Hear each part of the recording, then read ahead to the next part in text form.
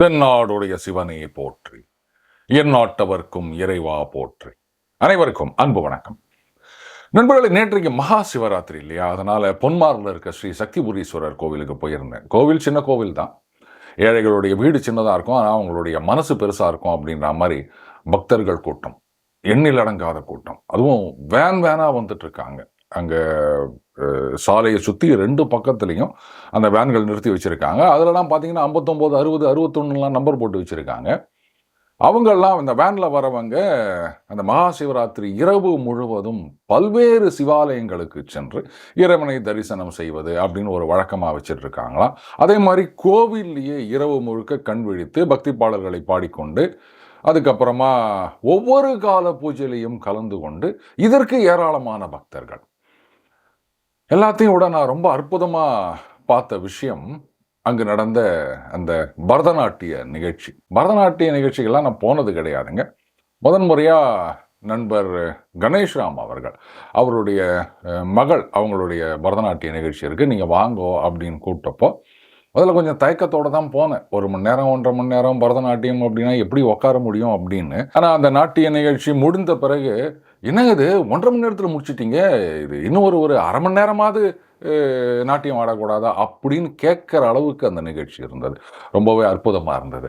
அதே மாதிரி நேற்றைக்கு அந்த பொன்மார் கோவிலில் அங்கே அக்கம் பக்கத்தில் இருக்க குழந்தைகள் நினைக்கிறேன், ஒரு 6-7 வயசுலேருந்து நிறைய குழந்தைகள் நிறைய நடனம் ஆடினார்கள். ரொம்பவே அற்புதமாக இருந்தது. அதுலேயும் அந்த முகபாவங்கள் அப்படின்றதுக்கு ரொம்ப இம்பார்ட்டன்ஸ் கொடுத்துருந்தாங்க. நிஜமாகவே ஒரு நல்ல முயற்சி அப்படின்னு தான் சொல்லணும். இதை இந்த சிஎஸ்ஆர் ஃபண்டிங்னு சொல்கிறாங்க. அந்த கலை இந்த மாதிரி விஷயங்களுக்கெல்லாம் நாங்கள் சப்போர்ட் பண்ணுறோன்னு. இந்த மாதிரி நாட்டிய பள்ளிகளுக்கு தான் இவங்க ஆதரவு கொடுக்கணும். ஏன்னா அது கிட்டத்தட்ட ஒரு கிராமம் தான் இன்னமும். சென்னைக்கு அருகாமையில் அப்படின்னு சொன்னாலுமே அது இன்னமும் கிராமமாகத்தான் இருக்கின்றது. அப்போது அங்கே இருக்கிற குழந்தைகள் இந்த நாட்டியத்தை கற்றுக்கணும். அதுக்கப்புறம் அந்த உடை அதெல்லாம் இருக்குது இல்லையா, இதுக்கெல்லாம் கொஞ்சம் செலவாகத்தான் செய்யும்.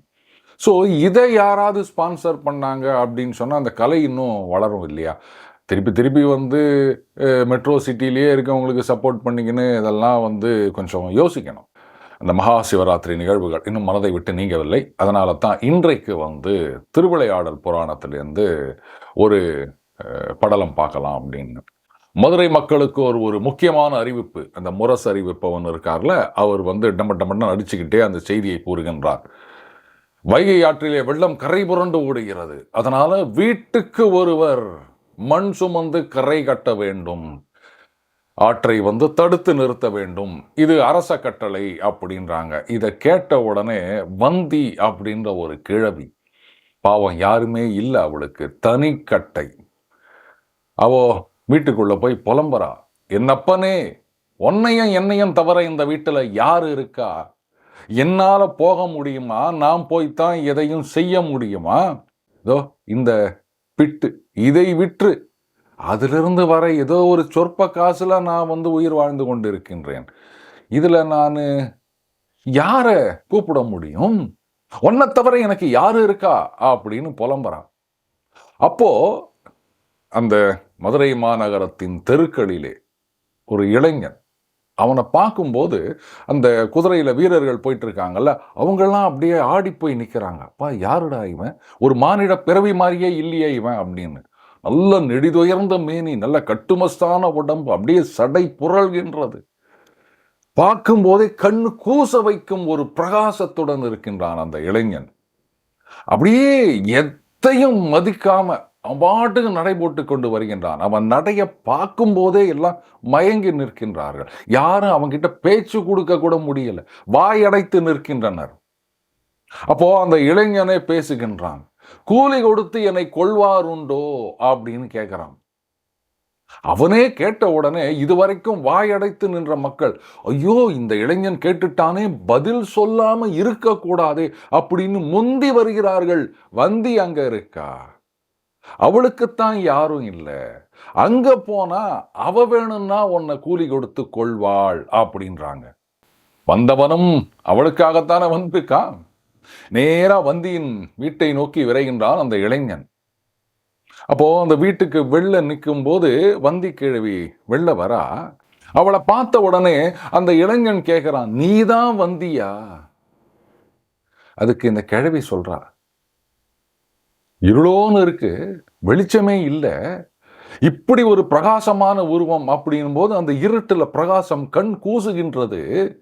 இப்படி கையை நெத்திக்கு மேல வச்சு அந்த இளைஞரை பார்த்துட்டு அந்த வந்தி கிழவி கேட்கிறா, இப்பதான் வந்தியா? நீதான் வந்தியான்னு அவன் கேட்க, இப்பதான் வந்தியான்னு இவ கேட்கிறா.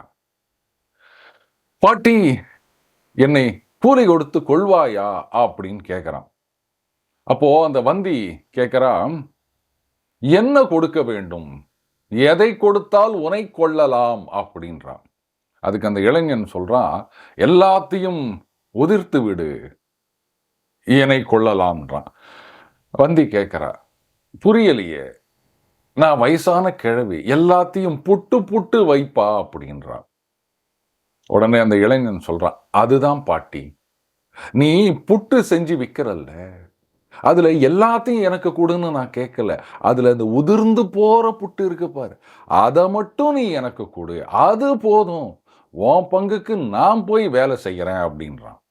எல்லாத்தையும் உதிர்த்திடவாப்பான்னு கேட்கிறா வந்தி. நீ உதிர்ந்ததை மட்டும் எடுத்து வை பாட்டி, நான் போயிட்டு வரேன் அப்படின்னு வைகையில போய் குதிக்கிறான் அந்த இளைஞன்.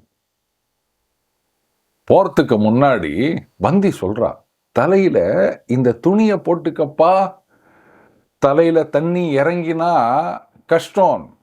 ஆமா பாட்டி, தண்ணி இறங்கினா கஷ்டம், அதை கட்டுக்குள்ள வச்சிருக்கணும் அப்படின்ட்டு அந்த இளைஞன் போயிடுறான்.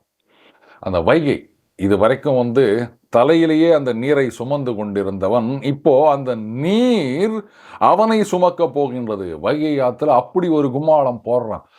ஆனா அந்த வானம் ஏதோ ஊழிக்காலம் போல இருளோன்னு இருக்கு. அந்த இடியும் மின்னலும் எப்படி இருக்குன்னா, இது இவருடைய டமருகம் ஒலிக்கிற மாதிரி இருக்கான் அந்த இடி, இவனுடைய பிரகாசம் மாதிரி இருக்குதா அந்த மின்னல். அவன் பாட்டுக்கு அந்த ஊழி காலத்துல ஆடுகின்ற தாண்டவம் போல அப்படியே சுழித்து வருகின்ற வைகையில நீந்தி கும்மாளம் போடுகின்றான். எல்லாரும் அவங்களுக்கு கொடுத்த பங்கு எவ்வளோ இடம் ஒதுக்கி இருக்காங்களோ அந்த இடத்துல மண்ணை கொண்டு கொட்டி கரையை அடைக்க முயற்சி பண்றாங்க. ஆனா இவன் அதை பத்தியெல்லாம் கவலையே படாம அந்த வெள்ளத்துல அவன் பாட்டுக்கு விளையாடிட்டு இருக்கான். அதுக்கப்புறமா விளையாடி முடிச்சு மறுபடியும் அந்த பாட்டி கிட்ட வரான். பாட்டி, ஏதாவது உதிர்ந்ததா அப்படின்னு கேட்கிறான்.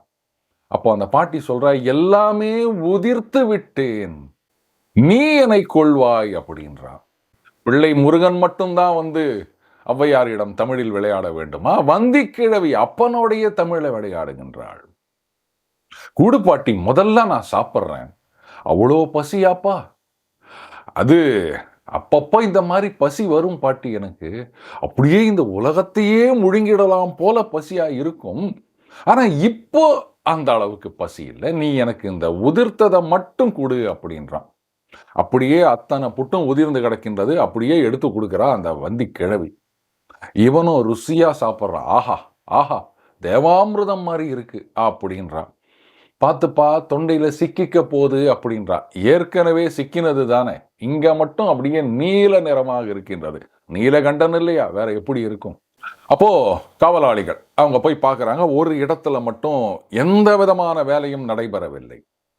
உடனே அங்க இருக்க தலைவர்கிட்ட போய் சொல்றாங்க. அவர் அரசர்கிட்ட போய் சொல்றாரு, என்ன நடக்குது அங்க அப்படின்ன உடனே, பாருங்க அது அந்த வந்தி கிழவிக்கு ஒதுக்கிய பகுதி, அங்க எந்த வேலையும் நடக்கல அப்படின்னும் போது உடனே காவலாளிகள் அந்த வந்தி கிழவி கிட்ட போறாங்க. என்ன கிழவி, உனக்கு கொடுத்த இடத்துல மட்டும் ஒண்ணுமே வேலை நடக்கல, நீ பாட்டுக்கு சும்மா உக்காந்துட்டு இருக்க, எல்லாரும் செய்யணும் அப்படின்னும் போது அவ சொல்றா, இதை பாருப்பா, என்னால முடியாது, எங்க வீட்டுல என்னையும் எங்க அப்பனையும் தவிர வேற யாரும் கிடையாது, அதனால ஏதோ இவன் கூலி கொடுத்து கொள்வாயான்னு கேட்டான், அதோ கூலி கொடுக்கிறேன்னு சொன்னேன், உதிர்த்ததை கொடுன்னா எல்லாத்தையும் உதிர்த்துட்டேன், இப்போ அவன் கொஞ்சம் கொஞ்சமாக கொண்டிருக்கின்றான், உண்டு கொண்டிருக்கின்றான் உதிர்த்ததை, அவன் சாப்பிட்டு முடிச்சிட்டு வருவான் அப்படின்றான். அப்போ அந்த காவலாளிகள் கேட்குறாங்க, இதுதான் முக்கியமா? அங்க ஊருக்குள்ள தண்ணி நிக்குது, ஜனங்கள்லாம் கஷ்டப்பட்டுனுக்குறாங்க, நீ பாட்டுக்கு இங்கே புட்டை தின்னுட்டு இருக்க. நீங்கள் தின்னு பார்த்தீங்கன்னா நீங்களும் எந்த வேலையும் செய்ய மாட்டீங்க. சாப்பிட்றீங்களா? அப்படியே அமிர்தம் மாதிரி இருக்கு கொஞ்சம் அப்படின்னா அந்த இளைஞன். இவங்க கேட்கல. என்ன நினச்சிட்டு இருக்க நீ? எல்லாரும் வந்து வேலை செய்ய வேண்டிய நேரத்தில் நீ இந்த மாதிரி பேசிட்டு இருக்கியா அப்படின்னு இந்த தடவை வந்து அந்த காவல் தலைவர் தளபதி அவங்க கொடுத்த தைரியம். அதனால இந்த இளைஞனை அப்படியே கட்டி இழுத்து கொண்டு செல்கின்றனர். இவங்க இழுக்கவில்லை, அவன் இவர்களை இழுத்து கொண்டு செல்கிறான். அப்படித்தான் இருக்கு. ஆட்டி வைப்பவன் அவன் அல்லவா, இவர்கள் ஆடுகின்றார்கள், அவ்வளவுதான். ஆனா நான் தான் ஆட்டி வைக்கிறேன் அப்படின்னு இருமாப்பாக நினைத்து கொண்டிருக்கின்றார்கள். நேரா அரசன் முன்னாடி கொண்டு போய் நிறுத்துறாங்க. யார் அது? நான் வந்திக்காக வந்தேன் அப்படின்றான். ஏன் இங்கு பணி செய்யவில்லை அப்படின்னா, புட்டின் சுவை என்னை கட்டி போட்டு விட்டது அப்படின்றான். இந்த காவலாளிகள் கட்டெல்லாம் எந்த மூலைக்கு? அந்த அரசன் இவனை தண்டிப்பதாக நினைத்து கொண்டு அந்த ஒரு பிரம்பால் அந்த இளைஞனை ஓங்கி அடிக்கின்றான். பிரம்பெடுத்து விளாசினான் அந்த இளைஞனை. அந்த இளைஞன் மறந்து விட்டான். ஆனால் அந்த வலி அங்கிருந்த அத்தனை பேர் முதுகிலும் விழுந்தது. யாராலும் அதை மறக்கவே முடியாது. அரசன் தவறு இழைத்தால் மக்களும் அதனால் பாதிப்படைவார்கள் அப்படின்றத நாம இங்க முக்கியமா புரிஞ்சுக்கணும். அலறி துடித்தான் அந்த மன்னன். ஆஹா, பெரிய பிழை செய்து விட்டேனே, வந்தது எம்பெருமான் அல்லவா, அந்த சோமசுந்தர கடவுளே என் முன்னாடி வந்திருக்கின்றான், அவனை நான் பிரம்பால் அடித்து விட்டேனே என்று கதறி துடிக்கின்றான். எதுக்காக இப்படி ஒரு இளைஞன் வேஷத்துல வரணும்? எதுக்கு திடீர்னு இந்த வைகையில வெள்ளம் வரணும்? காரணம் மாணிக்க வாசகர். அவரை வந்து அந்த வைகை ஆற்றிலே சுடுமண், தண்ணி இல்லை, அந்த வெயில் காலம், சொட்டு தண்ணி கூட இல்லாதனால வெறும் மணல் மட்டும்தான் இருக்கின்றது. அந்த உச்சி வெயில்ல கொதிக்கின்றது. அந்த வெயில்ல மாணிக்க வாசகரை கொண்டு போய் கட்டி வைக்கின்றான் அரசன் உத்தரவுப்படி. எங்கே போயின பரிகள்? எல்லாமே ஆகிவிட்டன நரிகள் அப்படின்னு. அது என்ன பரிகள் நரியானது அப்படின்னா, மாணிக்க வாசகன் திருவாதவூரன் அப்படின்னு சொல்லுவாங்க. மதுரையிலிருந்து கிட்டத்தட்ட ஒரு 30 கிலோமீட்டர் தூரத்தில் இருக்குது திருவாதவூர் அப்படின்னு. அங்கு பிறந்தவர் தான் மாணிக்க வாசகர். இன்னைக்கும் அந்த திருவாதவூர் கோவிலுக்கு கொஞ்சம் பக்கத்திலேயே வந்து மாணிக்க வாசகர் பிறந்த தலம் அப்படின்னு ரொம்ப சின்னதா ஒரு கோவில் இருக்கின்றது. இதே மற்ற நாடுகளாக இருந்தால் இப்போ ஏற்பட்ட ஒரு இடத்தை வந்து தலையில தூக்கி வச்சு கொண்டாடிட்டு இருப்பாங்க. ஆனால் இப்படி ஒரு இடம் இருக்குது அப்படின்றதே வந்து நமக்கு யாராவது சொன்னாதான் தெரியுது. அந்த இடத்தில் பிறந்தவர். அவர் வந்து வேதங்களை கற்பது மட்டுமல்லாமல் இன்னும் பல விஷயங்களையும் கற்றுத் தேர்ந்தார். அதனால பாண்டிய மன்னன் அவரை வந்து தனது அமைச்சராக்கி கொண்டான். அதிலும் எல்லாவற்றுக்கும் மூத்தவராக முதல் அமைச்சராக வேற ஆக்கி கொண்டான். அதற்கு பிறகு நமது இராணுவத்தை வலுப்படுத்த வேண்டும், இந்த குதிரைகள்லாம் வந்து வலுவிழந்து கிடக்கின்றன, அதனால நல்ல பரிகள் வேண்டும் அப்படின்னு கோடி பொன் கொடுத்து அதற்கு தகுந்த ஆள் இந்த மாணிக்க வாசகர் தான் அப்படின்னு முடிவெடுத்து, நீங்கள் திருப்பெருந்துறை சென்று நல்ல குதிரைகளை வாங்கி வாருங்கள் அப்படின்னு அனுப்புறான். ஆனா போகின்ற வழியிலே அந்த இறைவனை காண்கின்றார். அவர்பால் ஈர்க்கப்பட்டு அங்கேயே இருந்து அங்கு ஒரு ஆலயத்தை கட்டுகின்றார் மாணிக்க வாசகர். கொண்டு வந்த பணமெல்லாம் கோவிலுக்கே செலவாகிவிட்டது. இப்ப அங்க பரிகளை கொண்டு செல்ல வேண்டும், என்ன பண்ணுவாரு? அங்கிருந்து ஓலை வருகின்றது, மந்திரி எப்பொழுது வரும் பரிகள் அப்படின்னு. எங்க இருக்கு பணம்? எல்லாம் தான் கோவிலுக்கு வந்து செலவாகிவிட்டது. அந்த இறைவனை வேண்டுகின்றார் மாணிக்க வாசகர். ஆண்டவா, உனக்காகத்தானே நான் வந்தேன், உன்னால் நான் ஆட்கொள்ளப்பட்டேன். இப்போதுதான் நினைவுக்கு வருகின்றது. அங்க அரசன் பரிகளை கேட்கின்றான். நான் எல்லாம் சொல்லட்டும், எங்கு செல்லட்டும் அப்படின்றார். அப்ப அசரீரி கேட்கின்றது. அந்த இறைவன் சொல்கின்றான், ஆடி மாதத்துக்குள் உனக்கு பரிகள் வந்து சேரும் என்று அரசனிடம் சொல் அப்படின்றார். உடனே இவரும் அங்கு நகரத்துக்கு செல்லுகின்றார். அங்கு போயிட்டு அரசன் கிட்ட இந்த மாதிரி ஆடி மாதத்துக்குள் நீங்கள் கொடுத்த பொண்ணுக்கு ஈடான பரிகள், குதிரைகள் வந்து சேரும் அப்படின்றார்.